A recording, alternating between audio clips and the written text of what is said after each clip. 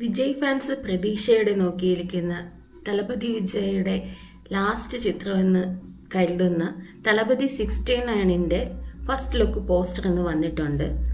വലിയ മാസ് പോസ്റ്ററൊന്നും അല്ലെങ്കിലും വിജയുടെ ഇപ്പോഴത്തെ റിയൽ ലൈഫായിട്ട് താരതമ്യം ചെയ്യാൻ പറ്റുന്ന ഒരു പോസ്റ്ററായിട്ടാണ് എനിക്ക് തോന്നിയത്.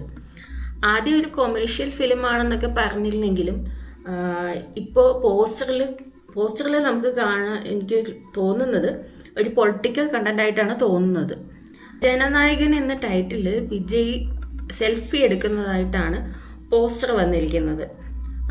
ടൈറ്റിലിൽ ഫാൻസിൻ്റെ കൈയൊക്കെ കാണിച്ചിട്ടുണ്ട്. പോസ്റ്റർ പോലെ തന്നെയാണ് ടൈറ്റിലൊക്കെ വരുന്നത്.